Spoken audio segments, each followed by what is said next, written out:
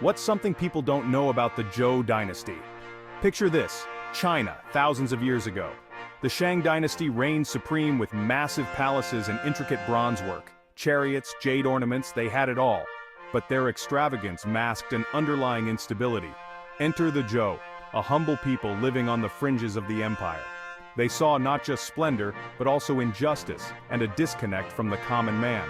The ZHOU represented a simpler way of life, rooted in agriculture and respect for the natural order.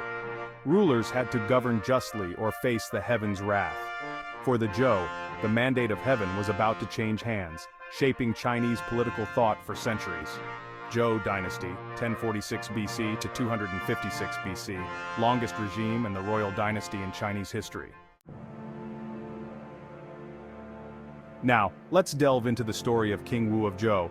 This wasn't your typical power-hungry conqueror. He wasn't driven by greed or a lust for territory. Imagine him as a reluctant hero, thrust into a leadership role by circumstance and a deep sense of duty. King Wu was known for his wisdom, his compassion, and his unwavering commitment to justice. He saw the suffering of the people under Shang rule and felt compelled to act. Under King Wu leadership, the ZHOU rallied support. This wasn't just about toppling a dynasty, it was about restoring balance, and about reminding everyone that even the most powerful rulers were ultimately accountable to the people they governed. The stage was set for a showdown, a clash of civilizations that would determine the fate of China.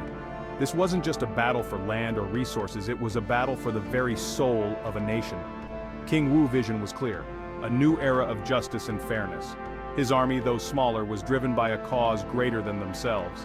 In stark contrast, the Shang rulers were blinded by their own decadence. The ZHOU forces marched with purpose, their hearts set on liberation. King Wu led with valor, his presence a beacon of hope for his people. Against all odds, the ZHOU forces pushed forward, driven by their unwavering belief in a just cause.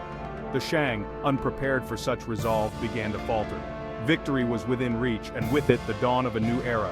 King Wu's triumph was not just a military victory but a triumph of ideals, a testament to the power of justice and compassion.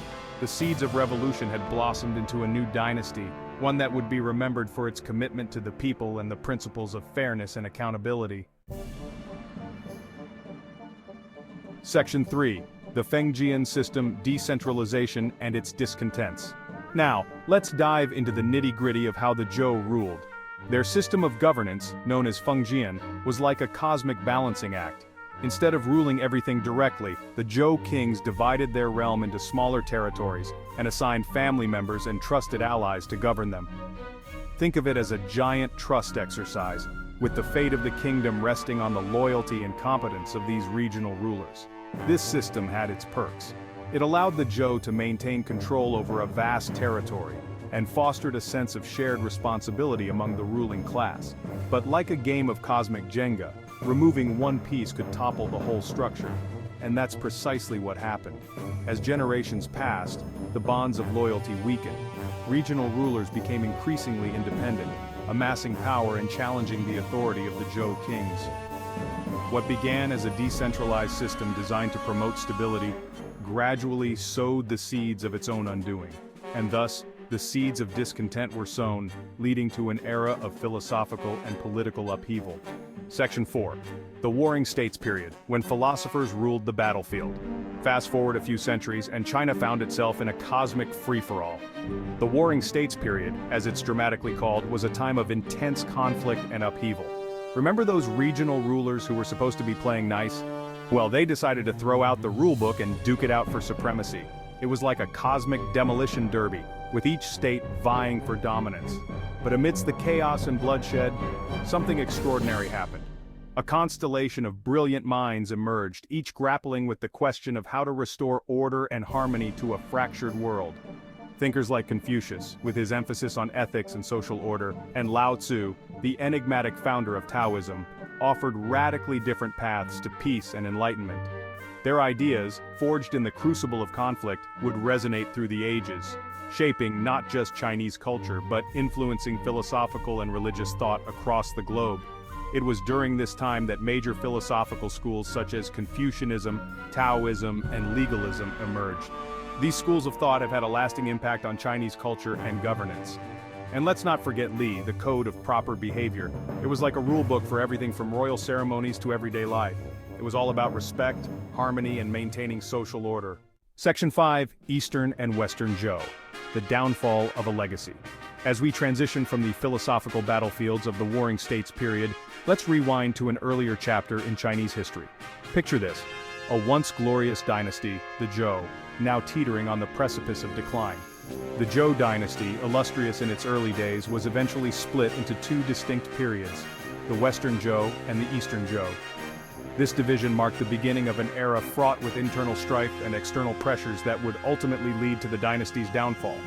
The Western ZHOU period, 1046 to 771 BC, often remembered for its relative stability and prosperity, saw the ZHOU kings wielding considerable power, maintaining a semblance of order through a feudal system. However, this era came to an abrupt end in 771 BC, when King Yu of ZHOU was overthrown by a coalition of nobles and foreign invaders. This dramatic coup d'état not only marked the end of the Western ZHOU, but also set the stage for the Eastern ZHOU period.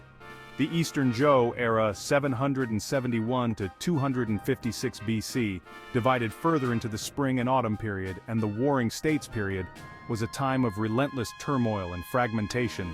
Here, the once unified ZHOU realm splintered into competing states, each led by ambitious warlords eyeing the throne. This constant power struggle weakened the central authority, making it increasingly difficult for the ZHOU kings to enforce their rule. Key figures of this era, such as Duke Huan of Qi and King Zhuang of Chu, rose to prominence, each leaving an indelible mark on the pages of history. Their exploits, both heroic and notorious, are the stuff of legends. Yet despite their individual brilliance, they could not reverse the tides of decline that swept through the ZHOU dynasty. External pressures also played a crucial role. Nomadic tribes and rival kingdoms saw the weakened ZHOU as ripe for conquest, launching invasions that further destabilized the region. The once mighty ZHOU found themselves besieged from within and without, their legacy crumbling under the weight of relentless conflict. The Eastern and Western ZHOU periods serve as a poignant reminder of how even the most powerful dynasties can fall prey to internal discord and external threats. The ZHOU dynasty might be long gone, but its impact is still felt today. From the importance of family and education to the pursuit of harmony, the ZHOU legacy lives on. These principles have shaped Chinese society, influencing not just governance and social structure but also personal conduct and community relationships. So the next time you eat dumplings or admire Chinese calligraphy, remember it all started with those underdogs who dared to dream of a better world. Stay tuned with Historiki as we delve deeper into the intricate tapestry of China's past, unraveling the stories that have shaped a civilization. Thank you for watching.